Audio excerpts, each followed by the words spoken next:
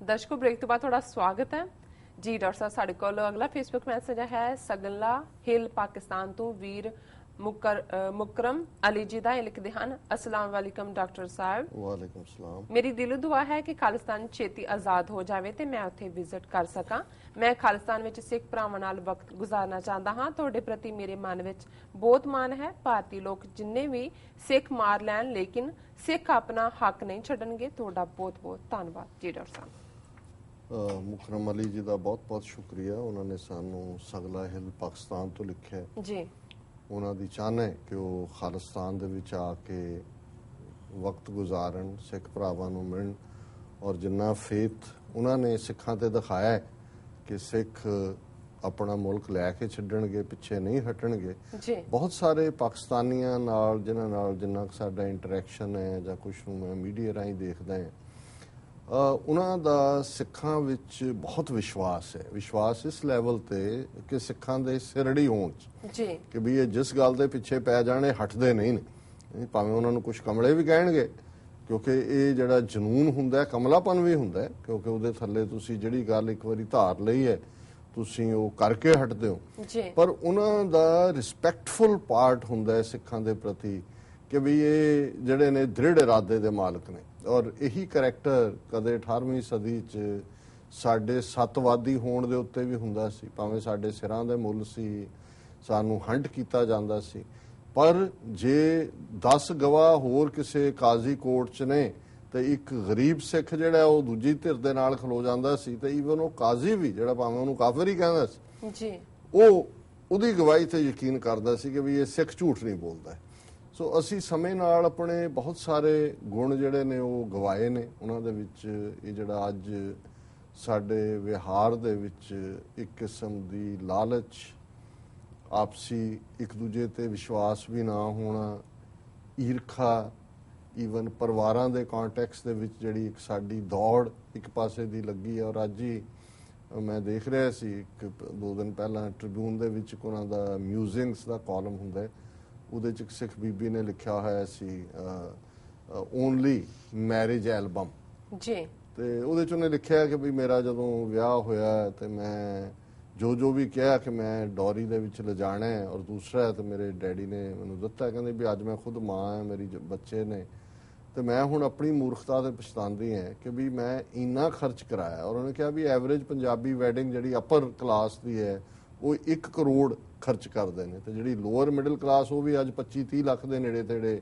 ਉਹਨਾਂ ਨੇ ਕਿਹਾ। ਉਹਨੇ ਕਿਹਾ ਵੀ ਉਸ ਸਾਰੇ ਚੋਂ ਐਂਡ 'ਚ ਤੁਸੀਂ ਕੀ ਕੱਢਦੇ ਹੋ? ਇੱਕ ਐਲਬਮ, ਉਹ ਵੀ ਮੈਰਿਜ ਐਲਬਮ ਵੀ, ਉਹ ਵੀ ਕਦੇ ਸਾਲ 2 ਸਾਲ ਬਾਅਦ ਕਾਹਲੀ 'ਚ ਦੇਖਣ ਦਾ ਵੀ ਉਹਦਾ ਵੀ ਧਿਆਨ ਹੈ। ਉਹਨੇ ਕਿਹਾ ਜੀ ਉਹ ਜਿਹੜਾ ਅਸੀਂ 40-50 ਲੱਖ ਜਾਂ ਕਰੋੜ ਫੂਕ ਦਿੰਦੇ ਹਾਂ ਕਰਜ਼ਾ ਲੈ ਕੇ ਔਰ ਦਿਖਾਣ ਦੇ ਲਈ ਵੀ ਸਾਡਾ ਨੱਕ ਨਹੀਂ ਰਹੇਗਾ ਜੇ ਅਸੀਂ ਨਹੀਂ ਕਰਦੇ, ਔਰ ਦੇਖੋ ਦੇਖੀ ਉਸ ਕਿਸਮ ਦਾ। ਸੋ ਰਾਦਰ ਉਹਨਾਂ ਨੇ ਇਸ ਦੇ ਉਲਟ ਤਾਰੀਫ ਕੀਤੀ ਸੀ ਪਾਕਿਸਤਾਨ ਦੀ। ਉਹਨਾਂ ਨੇ ਕਿਹਾ ਜੀ ਉਹਨਾਂ ਦੇ ਪੰਜਾਬ ਸਟੇਟ ਨੇ ਲਾਅ ਬਣਾਇਆ ਕਿ ਡੌਰੀ ਤੁਸੀਂ ਦਿਖਾ ਨਹੀਂ ਸਕਦੇ, ਜ਼ਿਆਦਾ ਮਹਿਮਾਨ ਨਹੀਂ ਹੋਣਗੇ, ਦੂਸਰਾ ਨਹੀਂ ਹੈ। ਸੋ ਕੁੱਲ ਮਿਲਾ ਕੇ ਮੈਂ ਸਮਝਦਾ ਹਾਂ ਵੀ ਹੁਣ ਇਹ ਟ੍ਰੇਟ ਜਿਹੜੇ ਨੇ, ਜਿਹੜੀ ਫੋਕੀ ਸ਼ਾਨੋ ਸ਼ੌਕਤ ਵਾਲੇ, ਇਹ ਕਿਹੜੀ ਸਿੱਖੀ ਦਾ ਹਿੱਸਾ ਹੈ ਜਾਂ ਇਹ ਕਿਹੜੇ ਪੰਜਾਬੀ ਕਲਚਰ ਦਾ ਹਿੱਸਾ ਹੈ? ਕਿੱਥੇ ਉਹ ਸਾਂਝਾਂ ਦੀ ਗੱਲ ਸੀ ਜਾਂ ਕਿੱਥੇ ਉਹ ਸਾਦਗੀ ਸੀ?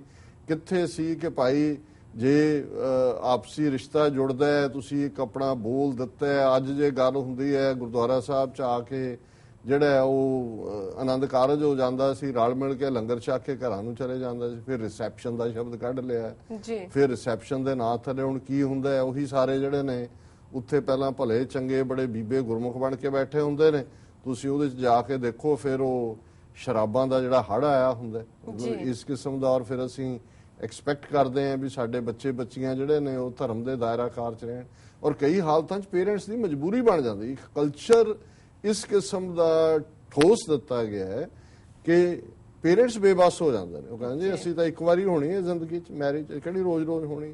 ਹੁਣ ਇਸ ਕਿਸਮ ਦੇ ਕਾਨਸੈਪਟ, ਸੋ ਚਲੋ ਮੈਂ ਵਿਸ਼ੇ ਤੋਂ ਪਾਸੇ ਚਲਾ ਗਿਆ, ਪਰ ਕੁੱਲ ਮਿਲਾ ਕੇ ਮੈਂ ਸਮਝਦਾ ਵੀ ਇਹ ਜਿਹੜਾ ਇਹਨਾਂ ਨੇ ਵਿਸ਼ਵਾਸ ਰੱਖਿਆ ਮੁਕਰਮ ਅਲੀ ਜੀ ਨੇ ਕਿ ਭਾਈ ਸਿੱਖਾਂ ਨੇ ਲੈਣਾ ਹੀ ਲੈਣਾ ਨੇਸ਼ਨ।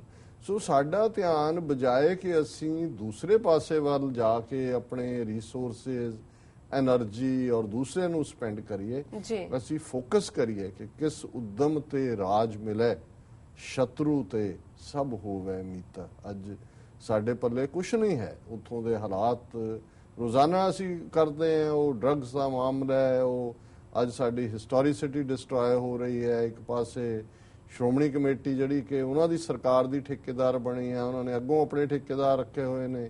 ਔਰ ਜਿਹੜਾ ਖਾਲਿਸਤਾਨ ਦਾ ਮੁੱਦਾ ਹੈ, ਹੁਣ ਜੇ ਇੱਕ ਕੋਈ ਰੈਟਲ ਹੁੰਦਾ ਹੈ ਕਿਸੇ ਪਾਸਿਓਂ ਅਮਰਿੰਦਰ ਵਰਗਾ, ਤੇ ਉਹ ਬਾਹਰਲੇ ਸਿੱਖ ਜਿਹੜੇ ਮਾੜੇ ਮੋਟੇ ਇਸ ਪਾਸੇ ਤੁਰੇ ਨੇ ਉਹਨਾਂ ਨੂੰ ਤਾਨੇ ਦਿੰਦੇ ਨੇ ਜੀ। ਸੋ ਕੁੱਲ ਮਿਲਾ ਕੇ ਇਹ ਠੀਕ ਹੈ ਕਿ ਕੁਝ ਚੀਜ਼ਾਂ ਸਾਡੇ ਲਈ ਉਤਸ਼ਾਹ ਪੈਦਾ ਕਰਨ ਵਾਲੀਆਂ ਵੀ ਨੇ ਜਦੋਂ ਅਸੀਂ ਆਪਣੀ ਪੋਲੀਟੀਕਲ ਮਾਈਟ ਜਾਂ ਦੂਸਰਾ ਦੇਖਦੇ ਹਾਂ।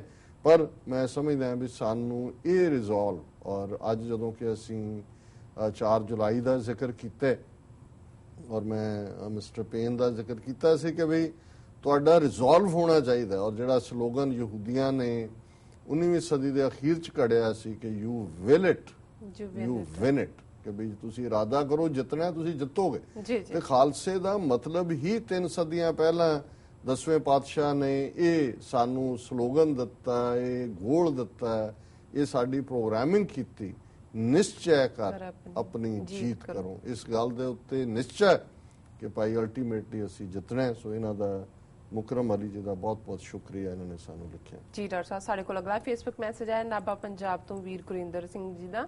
ਇਹ ਲਿਖਦੇ ਹਨ, ਦਿੱਲੀ ਕੰਬੀ ਦਿੱਲੀ ਤਖਤ ਕੰਬਿਆ, ਦਿੱਲੀ ਕੰਬੀ ਦਿੱਲੀ ਤਖਤ ਕੰਬਿਆ, ਪਿੰਡਰਾਂ ਵਾਲੇ ਦੀ ਝੜਤ ਸਦਕਾ, ਮਾਰੀ ਇੰਦਰਾ ਨਾਲੇ ਖਾਨਦਾਨ ਕੰਬਿਆ, ਮਾਰੀ ਇੰਦਰਾ ਨਾਲੇ ਖਾਨਦਾਨ ਕੰਬਿਆ, ਸਤਵੰਤ ਬੇਅੰਤ ਦੀ ਅਣਖ ਸਦਕਾ, ਪੂਨੇ ਸ਼ਹਿਰ ਵਿੱਚ ਵੈਦਿਆ ਤੜਫਿਆ, ਪੂਨੇ ਸ਼ਹਿਰ ਵਿੱਚ ਵੈਦਿਆ ਤੜਫਿਆ, ਸੁੱਖੇ ਜਿੰਦੇ ਦੀ ਤਰਕ ਦੇ ਸਦਕਾ, ਪਾਪੀ ਬੇਅੰਤੇ ਦਾ ਧੜਨਾ ਲੱਭਿਆ, ਪਾਪੀ ਬੇਅੰਤੇ ਦਾ ਧੜਨਾ ਲੱਭਿਆ, ਭਾਈ ਦਿਲਾਵਰ ਦੇ ਆਤਮਘਾਤੀ ਬੰਬਾਂ ਸਦਕਾ, ਸਿੱਖ ਕੌਮ ਦੇ ਦੋਖੀ ਐਦਾਂ ਹੀ ਕੰਬਦੇ ਰਹਿਣਗੇ ਕਲਗੀਧਰ ਦੇ ਖਾਲਸੇ ਦੀ ਮੜਕ ਦੇ ਸਦਕਾ। ਜੀ ਡਾਕਟਰ ਸਾਹਿਬ। ਵੀਰ ਗੁਰਿੰਦਰ ਸਿੰਘ ਜੀ ਦਾ ਬਹੁਤ ਬਹੁਤ ਸ਼ੁਕਰੀਆ। ਉਹਨਾਂ ਨੇ ਬੜੀ ਖੂਬਸੂਰਤ ਨਜ਼ਮ ਲਿਖੀ ਹੈ ਔਰ ਉਹਦੇ 'ਚ ਉਹਨਾਂ ਨੇ 4-6 ਲਾਈਨਾਂ 'ਚ ਸ਼ਹੀਦ ਭਾਈ ਬੇਅੰਤ ਸਿੰਘ, ਭਾਈ ਸਤਵੰਤ ਸਿੰਘ, ਭਾਈ ਹਰਜਿੰਦਰ ਸਿੰਘ ਜਿੰਦਾ, ਭਾਈ ਸੁਖਦੇਵ ਸਿੰਘ ਸੁੱਖਾ, ਭਾਈ ਦਿਲਾਵਰ ਸਿੰਘ ਜੀ, ਉਹਨਾਂ ਨੂੰ ਸ਼ਰਧਾਂਜਲੀ ਦਿੱਤੀ ਹੈ। ਉਹਨਾਂ ਦੀ ਬਹਾਦਰੀ ਨੂੰ, ਉਹਨਾਂ ਦੇ ਤਿਆਗ ਨੂੰ,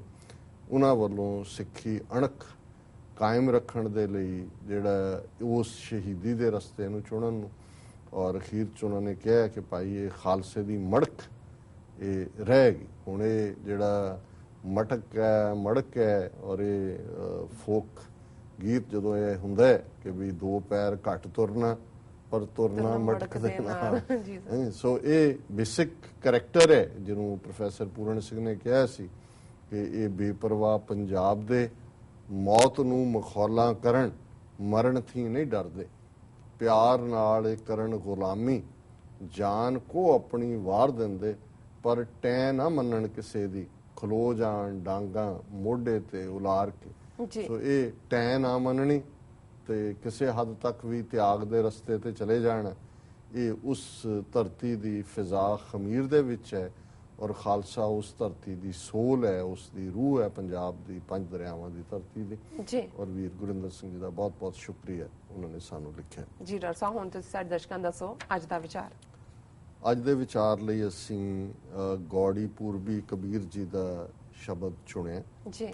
ਇਹ ਸ਼ਬਦ ਹੈ, ਸੁਰਗ ਬਾਸ ਨਾ ਬਾਛੀਐ, ਡਰੀਐ ਨਾ ਨਰਕ ਨਿਵਾਸ, ਹੋਣਾ ਹੈ ਸੋ ਹੋਈ ਹੈ, ਮਨੈ ਨ ਕੀਜੈ ਆਸ, ਰਮਈਆ ਗੁਣ ਗਾਈਐ, ਜਾਂਤੇ ਪਾਈਐ ਪਰਮ ਨਿਧਾਨ ਰਹਾਓ, ਕਿਆ ਜਪ ਕਿਆ ਤਪ ਸੰਜਮੋ, ਕਿਆ ਬਰਤ ਕਿਆ ਇਸ਼ਨਾਨ, ਜਬ ਲਗ ਜੁਗਤ ਨਾ ਜਾਣੀਐ, ਪਾਓ ਭਗਤ ਭਗਵਾਨ, ਸੰਪੈ ਦੇਖ ਨਾ ਹਰਖੀਐ, ਬਿਪਤ ਦੇਖ ਨਾ ਰੋਏ, ਜਿਉ ਸੰਪੈ ਤਿਉ ਬਿਪਤ ਹੈ, ਬਿਦ ਨੇ ਰਚਿਆ ਸੋ ਹੋਏ, ਕਹਿ ਕਬੀਰ ਅਬ ਜਾਣਿਆ, ਸੰਤਨ ਹਿਰਦੈ ਮਝਾਰ, ਸੇਵਕ ਸੋ ਸੇਵਾ ਭਲੇ, ਜਹ ਘਟ ਬਸੈ ਮੁਰਾਰ ਜੀ। ਇਸ ਸ਼ਬਦ ਦੇ ਵਿੱਚ ਕਬੀਰ ਸਾਹਿਬ ਨੇ ਨਿਰੰਕਾਰ ਦੀ ਪ੍ਰੇਮਾ ਭਗਤੀ, ਭੈ ਭਾਵਨੀ ਚ ਰਹਿਣਾ ਔਰ ਉਸ ਦੀ ਯਾਦ ਦੇ ਵਿੱਚ ਜੀਵਨ ਗੁਜ਼ਾਰਨਾ, ਇਹੀ ਜੀਵਨ ਦਾ ਅਸਲੀ ਮਨੋਰਥ ਦੱਸਿਆ। ਬਹੁਤ ਵਾਰ ਗੁਰਬਾਣੀ ਦੇ ਵਿੱਚ ਸਵਰਗ ਨਰਕ ਸ਼ਬਦ ਜਦੋਂ ਇਸਤੇਮਾਲ ਹੁੰਦੇ ਨੇ ਤਾਂ ਕੁਝ ਜਿਹੜੇ ਕੱਚ ਕਰੜ ਜੇ ਇੰਟਰਫੇਥ ਡਿਸਕਸ਼ਨ 'ਚ ਵੀ ਜਾਂਦੇ ਨੇ ਤੇ ਉੱਥੇ ਕਹਿਣਗੇ ਜੀ ਹਾਂ ਸਿੱਖਸ ਆਲਸੋ ਬਿਲੀਵ ਇਨ ਹੈਲ ਐਂਡ ਹੈਵਨ, ਅਸੀਂ ਵੀ ਸਵਰਗ ਨਰਕ 'ਚ ਯਕੀਨ ਰੱਖਦੇ ਹਾਂ। ਜਾਂ ਕਹਿਣਗੇ ਜੀ ਵੀ ਆਲਸੋ ਬਿਲੀਵ ਇਨ ਰੀਇਨਕਾਰਨੇਸ਼ਨ, ਅਸੀਂ ਵੀ ਯਕੀਨ ਕਰਦੇ ਹਾਂ। ਮੈਂ ਕਿਹਾ ਜੀ ਤੁਸੀਂ ਬਣੋ ਬਾਂਦਰ, ਕੁੱਤੇ, ਬਿੱਲੀਆਂ, ਔਰ ਤੁਸੀਂ ਗਲਤ ਗੁਰਬਾਣੀ ਦੇ ਕਨਸੈਪਟ ਨੂੰ, ਹੁਣ ਜਦੋਂ ਤੁਸੀਂ ਇਸ ਸ਼ਬਦ ਨੂੰ ਵੀ ਪੜ੍ਹਦੇ ਹੋ, ਇਹ ਤਾਂ ਪ੍ਰੇਮ ਦੀ ਖੇਡ ਹੈ। ਇਹਦੇ 'ਚ ਹੁਣ ਕਬੀਰ ਸਾਹਿਬ ਯਾਦ ਕਰਾਉਂਦੇ ਨੇ, ਸੁਰਗ ਬਾਸ ਨਾ ਬਾਛੀਏ ਡਰੀਏ ਨਾ ਨਰਕ ਨਿਵਾਸ, ਕਿ ਜਿਹੜਾ ਰੱਬ ਦਾ ਬੰਦਾ ਹੈ, ਜਿਹੜਾ ਰੱਬ ਦੇ ਪ੍ਰੇਮ ਦੇ ਵਿੱਚ ਹੈ, ਜਿਹਨੇ ਨਿਰੰਕਾਰ ਦੇ ਵਿੱਚ ਆਪਾ ਦਿੱਤਾ ਹੈ, ਉਹਦੀ ਤਾਂ ਚਾਹਨਾ ਹੀ ਨਹੀਂ ਹੈ। ਬਾਛੀਆ ਹੁੰਦਾ ਡਿਜ਼ਾਇਰ, ਉਹ ਡਿਜ਼ਾਇਰ ਹੀ ਨਹੀਂ ਕਰਦਾ ਮੈਂ ਸਵਰਗ 'ਚ ਜਾਣਾ। ਡਰੀਏ ਨਾ ਨਰਕ ਨਿਵਾਸ, ਨਾ ਉਹਨੂੰ ਨਰਕਾਂ ਤੋਂ ਡਰ ਲੱਗਦਾ। ਹੁਣ ਸੁਰਗ ਨਰਕ ਤੇ ਮੈਂ ਰਹੋ ਸਤਿਗੁਰ ਕੇ ਪ੍ਰਸਾਦ, ਜਦੋਂ ਗੁਰੂ ਦੀ ਕਿਰਪਾ ਔਰ ਚਰਨ ਕਮਲ ਦੀ ਮੌਜ ਦੀ ਗੱਲ ਆਉਂਦੀ ਹੈ, ਸਵਰਗ ਨਰਕ ਦਾ ਇਸ਼ੂ ਹੀ ਨਹੀਂ ਰਹਿ ਜਾਂਦਾ ਜੀ। ਸੁਰਗ ਮਾਸ ਨਾ ਬਾਛੀਐ ਡਰੀਐ ਨਾ ਨਰਕ ਨਿਵਾਸ, ਹੋਣਾ ਹੈ ਸੋ ਹੋਈ ਹੈ ਮਨੈ ਨਾ ਕੀਜੈ ਆਸ। ਜਦੋਂ ਰੱਬ ਦੇ ਹਵਾਲੇ ਕਰ ਦਿੱਤਾ, ਜੋ ਹੋਣਾ ਭਾਣੇ ਦੇ ਵਿੱਚ ਹੋਣਾ, ਹੋਰ ਸਾਨੂੰ ਕਿਸੇ ਚੀਜ਼ ਦਾ ਖੌਫ ਨਹੀਂ ਹੈ।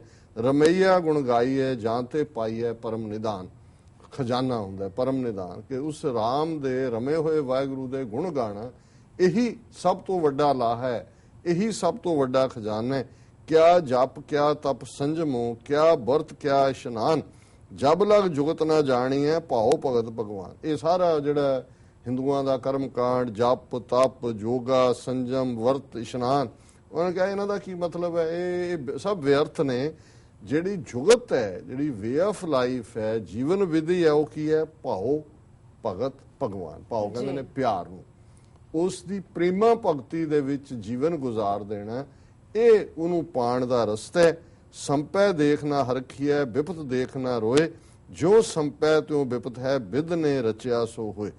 ਹੁਣ ਜਦੋਂ ਸੰਪਤੀ ਧਨ ਦੌਲਤ ਦੂਜਾ ਮਿਲੇ, ਤੁਸੀਂ ਚਾਚ ਛਾਲਾ ਮਾਰੋ, ਤੇ ਜਦੋਂ ਕੋਈ ਦੁੱਖ ਹੋਏ ਤੇ ਫਿਰ ਤੁਸੀਂ ਚੀਕਾਂ ਮਾਰੋ। ਉਹਨਾਂ ਨੇ ਕਬੀਰ ਸਾਹਿਬ ਨੇ ਯਾਦ ਕਰਾਇਆ ਕਿ ਨਾ ਧਨ ਦੌਲਤ ਦੇਖ ਕੇ ਖੁਸ਼ ਹੋਵੋ, ਨਾ ਮੁਸੀਬਤ ਦੇਖ ਕੇ ਰੋਵੋ, ਜੋ ਜਿਹੀ ਸੰਪਤੀ ਹੈ ਉਹ ਜਿਹੀ ਵਿਪਤ ਹੈ, ਇਹ ਬਿਦ ਨੇ ਰਚਿਆ। ਇਹ ਨਿਰੰਕਾਰ ਦੇ ਭਾਣੇ 'ਚ ਵਾਪਰਦਾ। ਤੇ ਅਖੀਰ 'ਚ ਉਹਨਾਂ ਨੇ ਫਰਮਾਇਆ, ਕਹਿ ਕਬੀਰ ਅਬ ਜਾਣਿਆ ਸੰਤਨ ਹਿਰਦੈ ਮਝਾਰ, ਸੇਵਕ ਸੋ ਸੇਵਾ ਭਲੇ ਜਹ ਘਟ ਬਸੈ ਮੁਰਾਦ।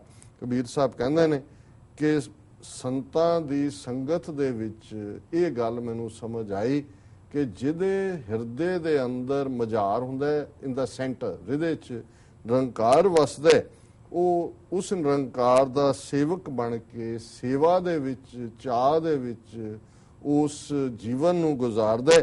ਔਰ ਉਸ ਦੇ ਅੰਦਰ ਹੀ ਫਿਰ ਜਿਹੜਾ ਸੇਵਾ ਨੂੰ ਹਮੇਸ਼ਾ ਤਤਪਰ ਹੈ, ਉਸ ਦੀ ਪ੍ਰੇਮਾ ਭਗਤੀ 'ਚ ਹੈ, ਉਸ ਦੇ ਅੰਦਰ ਨਿਰੰਕਾਰ ਵਸਦੇ ਨੇ, ਉਹੀ ਰੱਬ ਦੇ ਬੰਦੇ ਨੇ। ਸੋ ਇਹ ਅੱਜ ਦਾ ਵਿਚਾਰ ਜੀ। ਡਾਕਟਰ ਸਾਹਿਬ ਇਸ ਨਾਲ ਆਪਣੇ ਵਿਊਜ਼ ਕੋਲ ਨੇ ਇਜਾਜ਼ਤ। ਵੀਅਰ ਸਾਡੇ ਪ੍ਰੋਗਰਾਮ ਦਾ ਸਮਾਂ ਇੱਥੇ ਸਮਾਪਤ ਨਾ। ਤੁਸੀਂ ਆਪਣੀ ਰਾਏ ਤੇ ਸੁਝਾਅ ਸਾਨੂੰ ਭੇਜਣਾ ਭੁੱਲਣਾ ਸਾਡੇ ਇਸ ਪਤੇ ਤੇ sos@tv84.tv ਤੇ ਅਸੀਂ ਆਪਣਾ ਪ੍ਰੋਗਰਾਮ ਲੈ ਕੇ ਫਿਰ ਦੁਬਾਰਾ ਤੁਹਾਡੇ ਸਾਹਮਣੇ ਮੁਕਾਂਗੇ। ਤਦ ਤੱਕ ਲਈ ਮੈਨੂੰ ਤੇ ਆਪਣੇ ਨਰਸਾਂ ਆਗਿਆ ਦਿਓ। ਦੇਖਦੇ ਰਹੋ TV84। ਬੁਲਾ ਦਿਓ ਫਤਿਹ। ਵਾਹਿਗੁਰੂ ਜੀ ਕਾ ਖਾਲਸਾ, ਵਾਹਿਗੁਰੂ ਜੀ ਕੀ ਫਤਿਹ।